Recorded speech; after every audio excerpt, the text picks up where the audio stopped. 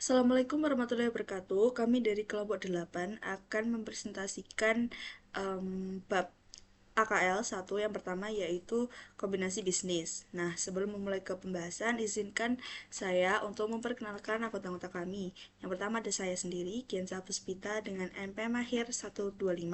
Lalu ada Kanya Septiani dengan NP Mahir 131. Lalu ada Widya Devi Chandra Kirana dengan NP Mahir 147 dan Idriani Sinaga dengan NP Mahir 150. Langsung saja ke pembahasan. Baik, di sini saya akan menjelaskan mengenai combination bisnis ataupun penggabungan usaha. Untuk penggabungan badan usaha sendiri itu merupakan suatu proses penggabungan dua perusahaan atau lebih di mana akan menjadi suatu sistem yang baru. Nah, penggabungan badan usaha itu sendiri memiliki tujuan tentunya. Hal ini dapat dilakukan untuk perusahaan itu menjadi perusahaan dengan arah yang lebih baik. Nah, selanjutnya untuk penggabungan usaha ini itu digolongkan menjadi 3, yaitu yang pertama penggabungan horizontal, yang kedua penggabungan vertikal, dan yang ketiga ada penggabungan konglomerasi. Untuk penggabungan horizontal itu adalah terjadi apabila perusahaan itu melakukan penggabungan badan usaha dengan kegiatan dalam usaha tersebut berbeda tetapi saling berhubungan, yaitu sebagai rekan ataupun sebagai langganan. Nah, keuntungannya dengan penggabungan ini yaitu yang pertama, resiko terjadinya kesulitan dalam memperoleh bahan baku. Kemudian yang kedua, mutu produksinya itu dapat lebih baik. Kemudian yang ketiga, biaya produksi per unit turun karena proses produksinya itu terintegrasi. Kemudian yang kedua ada penggabungan vertikal. Penggabungan ini terjadi apabila perusahaan itu melakukan penggabungan badan usaha namun mempunyai usaha yang sama. Keuntungannya sendiri itu yang pertama, menghilangkan terjadinya persaingan di antara mereka. Kemudian yang kedua, meningkatkan daya saing. Dan yang ketiga, menurunkan biaya produksi. Kemudian ada juga penggabungan konglomerasi, di mana penggabungan ini berbentuk apabila penggabungan vertikal maupun penggabungan horizontal. Keuntungannya sendiri yaitu menurunkan resiko yang diperoleh melalui diversifikasi. Baik, selanjutnya di sini ada alasan-alasan untuk melakukan penggabungan usaha. Yang pertama yaitu ada manfaat biaya atau cost advantage. Di sini seringkali lebih murah bagi perusahaan untuk memperoleh fasilitas yang dibutuhkan melalui penggabungan dibandingkan dengan melakukan pengembangan.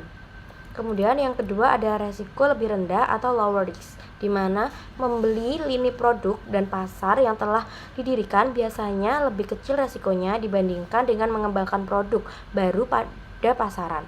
Nah, penggabungan usaha kurang beresiko terutama ketika tujuannya adalah diversifikasi. Kemudian yang ketiga ada penundaan operasi lebih sedikit atau fewer operating delays, di mana fasilitas pabrik yang diperoleh melalui penggabungan usaha itu dapat diharapkan untuk segera beroperasi dan pemenuhan peraturan yang berhubungan dengan lingkungan dan peraturan pemerintah lainnya.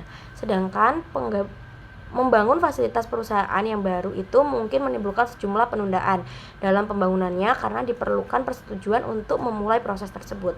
Kemudian yang keempat ada mencegah pengambil alihan atau avoidance of takeovers, di mana beberapa perusahaan bergabung untuk dapat mencegah pengakuisisian di antara mereka. Karena perusahaan-perusahaan ini yang lebih kecil biasanya cenderung untuk lebih mudah diserang untuk diambil alih, maka di antara mereka memakai strategi pembeli yang agresif sebagai pertahanan terbaik melawan usaha pengambil alihan oleh perusahaan lain. Di sini perusahaan-perusahaan dengan rasio hutang terhadap ekuitas yang tinggi biasanya bukan merupakan calon pengambil alihan yang menarik. Nah, dalam industri perbankan contohnya itu bank-bank yang independen itu mengakuisisi bank-bank tetangganya untuk memperluas pangsa pasar mereka dan perkembangan menjadi bank regional. Di sini bank menggunakan penggabungan sebagai salah satu cara untuk mencegah pengambil alihan oleh bank asing. Kemudian ada yang kelima yaitu akuisisi harta tak berwujud atau acquisition of intangible assets. Di sini artinya yaitu penggabungan usaha itu melibatkan penggabungan sumber daya tidak berwujud maupun berwujud, di mana akuisisi atas hak paten, hak atas mineral, database pelanggan, atau keahlian manajemen mungkin menjadi faktor utama yang memotivasi suatu penggabungan usaha. Kemudian yang terakhir ada alasan-alasan lain. Di sini itu seperti perusahaan itu mungkin memilih penggabungan usaha untuk memperoleh manfaat dari segi pajak, untuk manfaat pajak penghasilan perorangan dan pajak untuk pembangunan, dan untuk alasan-alasan pribadi lainnya. Baik, di sini saya akan menjelaskan tentang masalah dalam penggabungan usaha. Nah, jadi ditinjau dari segi akuntansinya, itu penggabungan badan usaha itu menimbulkan dua masalah. Yang pertama itu penentuan dan pembagian modal saham. Nah, untuk menentukan jenis modal saham yang akan diterbitkan, sebaiknya itu kita memperhatikan tingkat keuntungan masing-masing perusahaan yang melakukan penggabungan usaha. Nah, tingkat keuntungan masing-masing perusahaan ini juga itu dibagi menjadi dua kemungkinan. Yang pertama itu tingkat keuntungan relatif sama. Itu terjadi jika keuntungan masing-masing perusahaan sama, maka sebaiknya itu diterbitkan satu jenis saham saja. Kemudian yang kedua itu tingkat keuntungan relatif berbeda. Nah, jika terjadi hal tersebut, tingkat keuntungan masing-masing perusahaan itu berbeda, itu maka sebaiknya diterbitkan lebih dari satu jenis saham. Kemudian masalah dalam penggabungan usaha yang kedua itu ada akuntansi penggabungan badan usaha.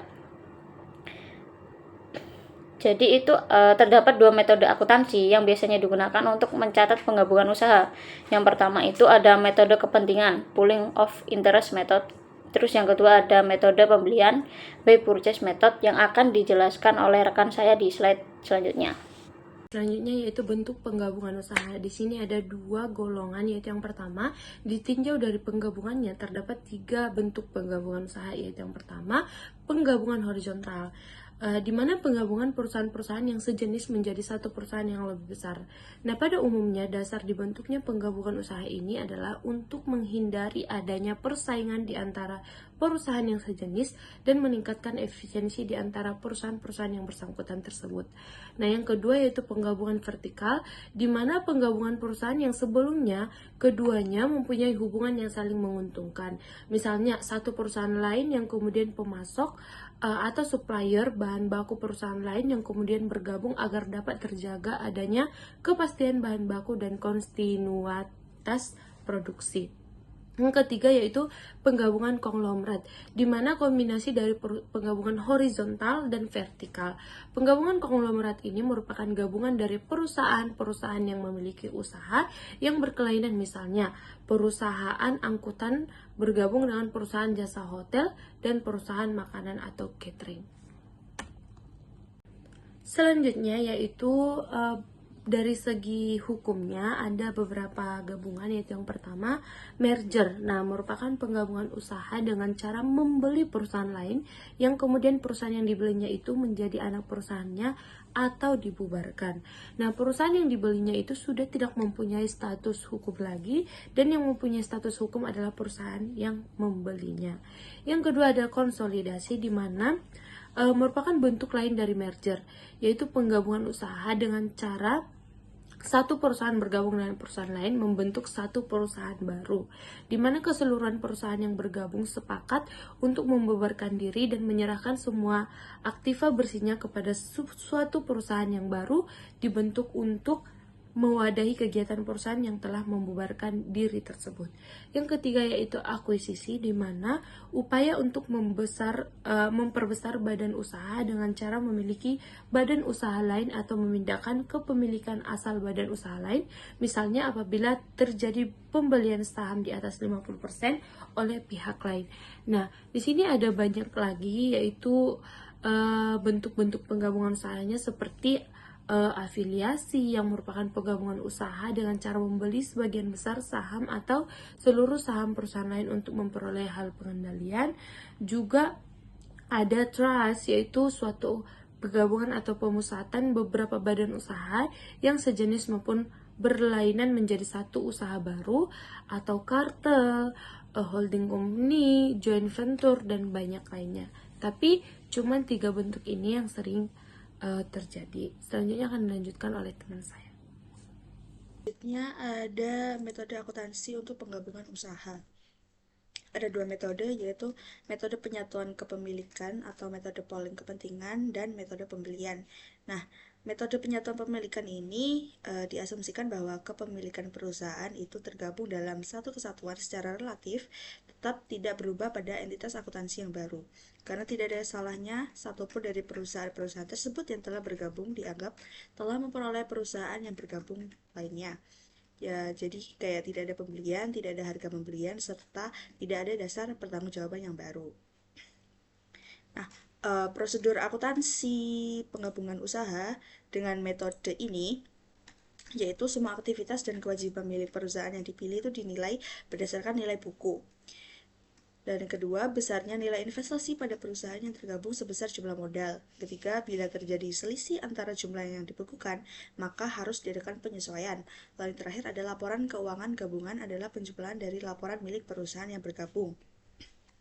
Nah, untuk yang kedua, metode yang kedua yaitu metode pembelian. Nah, metode pembelian ini tuh dimulai pada asumsi bahwa penggabungan usaha merupakan suatu transaksi di mana suatu entitas memperoleh aktivitas bersih dari perusahaan-perusahaan lain yang bergabung. Prosedur akuntansinya yaitu yang pertama menyesuaikan nilai aktiva dan kewajiban milik perusahaan yang bergabung sebesar nilai wajarnya. Yang kedua, mencatat transaksi penggabungan sebesar nilai investasinya atau biaya perolehan. Jika pengakuisisi mengeluarkan saham, maka nilai wajar saham tersebut sebesar harga pasar pada tanggal transaksi gabungan. Dan bila harga pasar tidak dapat digunakan sebagai indikator, maka diestimasi secara proporsional perusahaan pengakuisisi atau diakuisisi. Mana yang lebih tepat ditentukan. Sekian presentasi dari kelompok kami. Bila ada kurang dan lebihnya, kami mohon maaf. Wassalamualaikum warahmatullahi wabarakatuh.